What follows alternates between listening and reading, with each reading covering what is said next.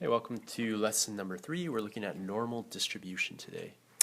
What I have here, and first of all, I'm starting on page 222, and we're looking at this diagram, and this shows the area under what is known as a standard normal distribution curve.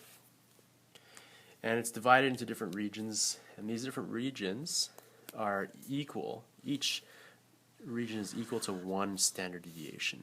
So if I'm looking at 0 here and I'm going up a number line, this would be 1 standard deviation.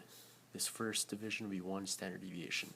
The second division here would be 2 standard deviations, and there would be 3 standard deviations. So in total I have 1, 2, 3, 4, 5, 6 standard deviations. And the percentage of each deviation is also shown in each region. So if I move up the number line, my first standard deviation is 34.13% of my total data, or the information that would fit in between 1 standard deviation. So let's complete the following and let's just find out what all of this means, right? This might be something you haven't seen too much before, and if not, then this will look pretty scary to you. So first of all, the mean of the data is represented by this central line here. And this tells you that the mean of the data represented on the standard normal distribution curve is 0. That's my mean. The standard deviation of the data is 1. So that means that every single division is 1 standard deviation. The percentage of the data that is above the mean. So if I look at 0, the percentage of data that is above my mean is, if I add up all of these percentages, I'm going to get 34.13 plus 13.59 plus 2.15 plus 0.13. So all I did was I add up all of these numbers, and that's 50% of the data. The percentage of the data is within 1 standard deviation of the mean. Well, I have 1 standard deviation going to the right, and I have 1 standard deviation going to the left. I have 34.13 and 34.13 in both directions. That adds up to give me 68.26%. Percentage of the data is within 2 standard deviations of the mean. Well, I have my 68.26% plus my 13.59, my 27%, and I'm going to get 95.44%. And again, all we're doing to find out the percentages of all those is adding up what we have. So we have 34.13 plus 34.13 plus 13.59 plus 13.59, and we get 95.44. And the percentage of the data within 3 standard deviations of the mean, well, all we need to do is add 2.15 to that, and we have 97.59, but in the opposite direction we have another 2.15, we have 99.74%. And percentage of the data that is between 1 and 2 standard deviations above the mean. So 1 and 2 is right here, that's 13.59%. And the percentage of the data that is between 1 and 2 standard deviations below the mean. Well, between 1 and 2, again, is going to be 13.59%.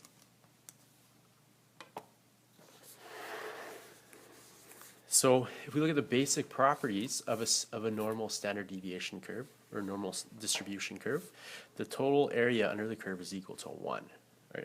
If we add up all those percentages, so if I were to add up all of these numbers here, all of these would add up to 1. And the normal curve extends infinitely to the left and right. And if we take a look at this, this isn't ever going to approach my x-axis as horizontal here. The normal curve is symmetrical about the mean, so this side is the same as this side. All right, so this acts as an axis mirroring left and right. All the data is represented by the area under the curve. So all the data fits in somewhere under this curve. And the mean, median, and mode are all the same value. They're all right there. So let's look at class example number 1. So a nurse records the number of hours an infant sleeps during a day. He then records the data on a normal distribution curve shown below. The values shown on the horizontal axis differ by 1 standard deviation. So what is the mean of the data? So here's my curve shown, and this curve is representing the hours an infant sleeps during the day. So the average, or the mean, remember, is going to be 12 hours. What is the standard deviation? Well, as we move in the right direction or the left direction, it goes up by 2. So from 12 it goes up to 14, and if we go the opposite direction, it goes down to 10. That means 1 standard deviation, this would be 1 standard deviation, would be 2 hours. And also hours. So what are the values for A, B, C, and D? Well, going left to right, A would be 1 to 3 standard deviations from the mean. So 3 times 2 is 6, and 12 minus 6 would be 6 hours. So as we move down, every time we're decreasing by 2 hours. So that would be 12 minus 2 is 10, minus 2 is 8, minus 2 is 6. B is equal to 8 hours. That means C is equal to the opposite, going the opposite direction. 12 plus 2 is 14, plus 2 is 16. And D is 18 hours. So that means if you are 2 standard deviations above the mean, then you're an infant that is getting 16 hours of sleep.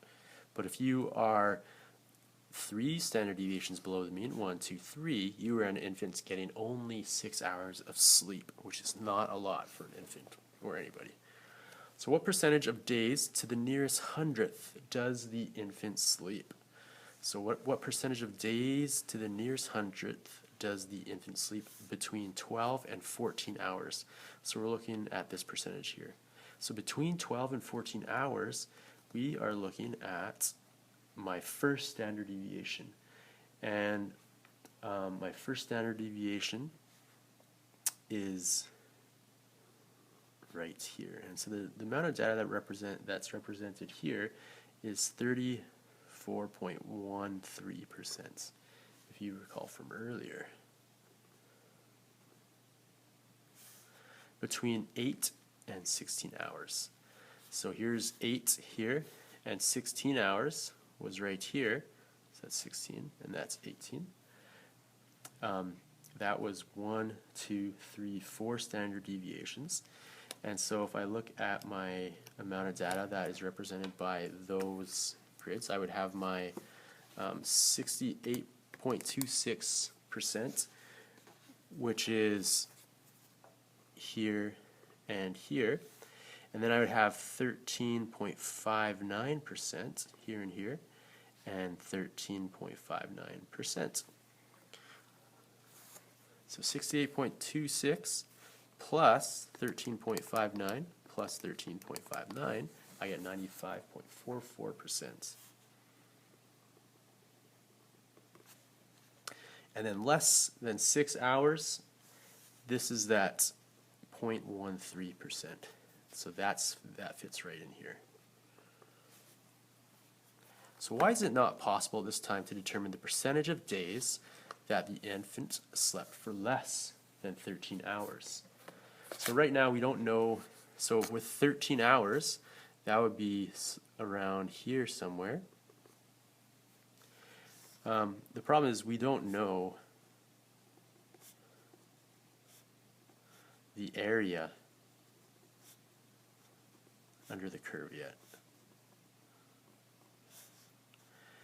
And we know the area under the curve, but we don't know the area for under the curve for increments that are less than 1 standard deviation.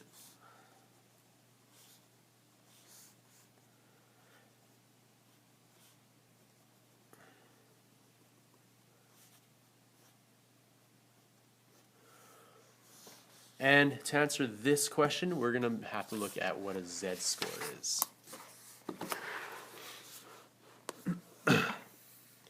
So, in that previous example, class example number 1, to determine the percentage of days the infant sleeps for less than 13 hours, the model of the curve is limited to integer values of 1 standard deviation from the mean.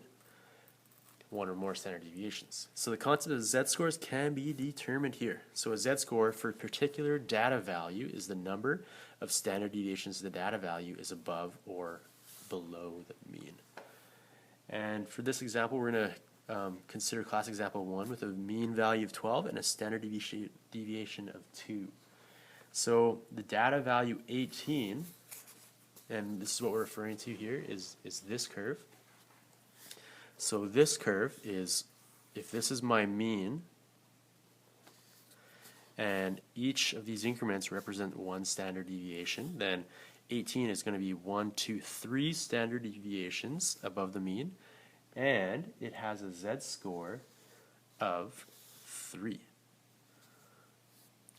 So the data value 8 is 1, 2 standard deviations below the mean, and has a z-score of -2. The data value 12 is 0 standard deviations away from the mean and has a z-score of 0. And the data value of 13, right there, is 0.5, because this is 1 standard deviation, 14 is 1 standard deviation, which means that 13 would be one half of a standard deviation, or 0.5 of a standard deviation, and that's above the mean. And so that means it has a z-score of 0.5. Now what we want to do is complete the rows below the normal curve. So we have our data value of x, and we want to talk about each of these values in terms of mu and sigma. So 6 is going to, well, let's work down this way. It's a little easier to do that. But if 12 is my mu value, then 10 would be we'd say mu minus 1 standard deviation, which is mu minus sigma. And this would be, 8 would be mu minus 2 sigma. And 6 would be mu minus 3 sigma. 14 would be mu, or sigma plus mu is what I should have written. This is mu plus 2 sigma, and this is mu plus 3 sigma. The z-scores for all of these, -3, -2, -1, 0, 1, 2, 3. How can the z-score for a data value of 13 be determined? Well, calculate the z-score for the data value 13 and list both the data value and the z-score on the normal curve above. And so 13 is right here, and that's going to fit into 0.5. This is my z-score. And to write that down, we would say z-score 13 is equal to 0.5.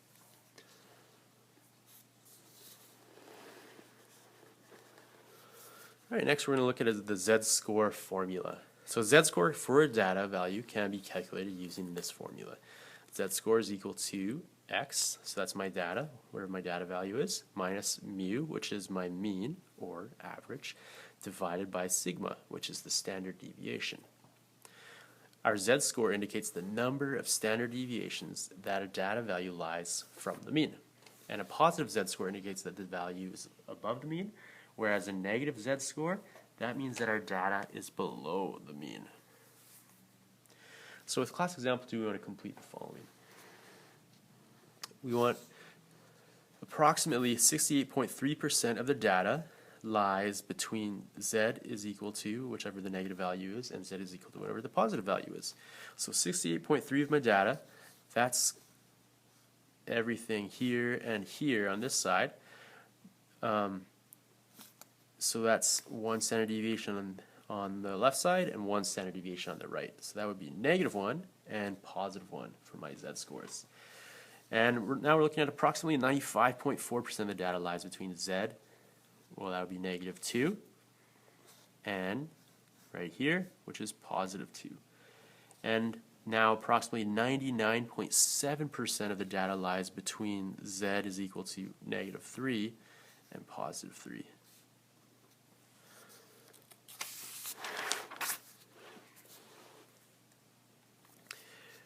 Now let's see how we would use z-scores without a normal distribution curve.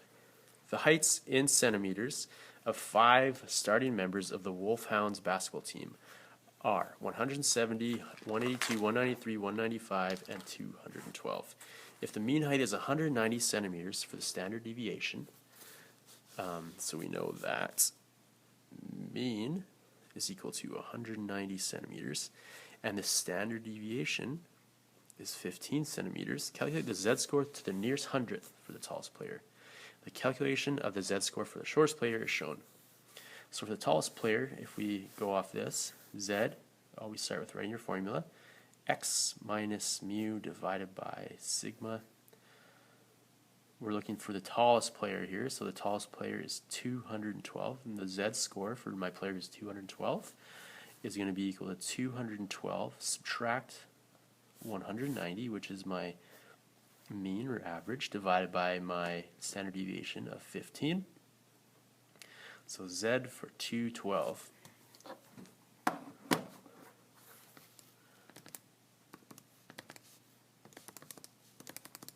is 1.47 to the nearest hundredth.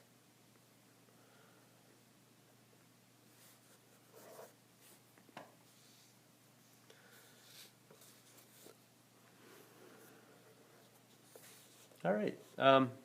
Z-scores can be used to compare data from different normal distributions by converting the distributions to the standard normal deviation. Tony's midterm marks are shown below, together with the class mean and standard deviation for each subject. By calculating z-scores, determine in which subject Tony performed best relative to the rest of the class. Alright, so all we need to do is look at all of his different classes, and we want to calculate his mark in relation to the mean and the standard deviation. And whichever one gives him the highest z-score is going to be his best mark. So let's look at mathematics to begin with.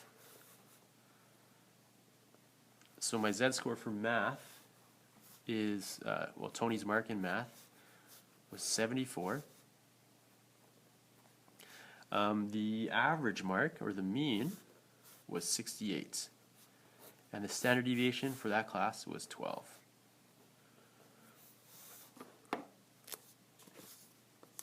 So 74 minus 68 divided by 12 is 0.5. So you get a z-score of 0.5 here. Next, let's look at chemistry. So Z is equal to 79, which is Tony's mark, subtract the mean, which is 73, divided by 14.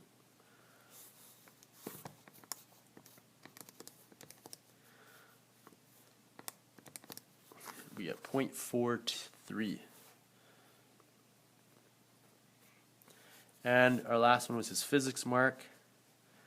So he got 68% in physics.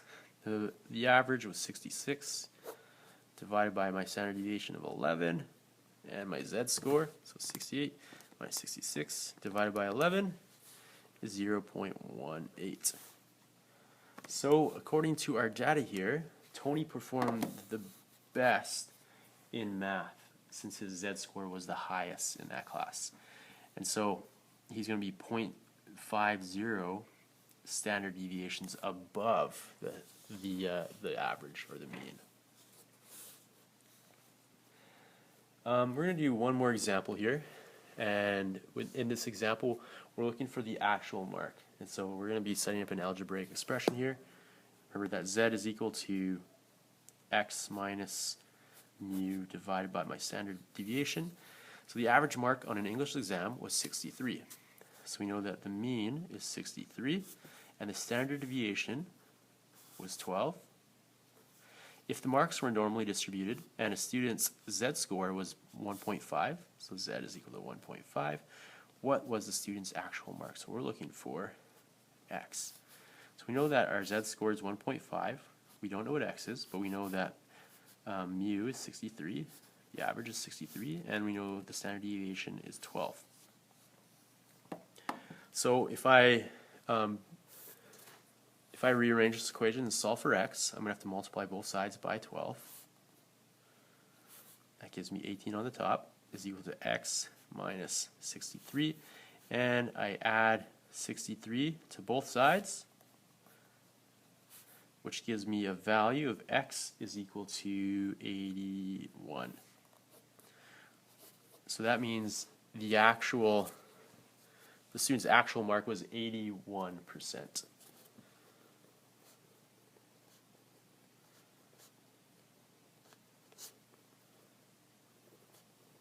81%.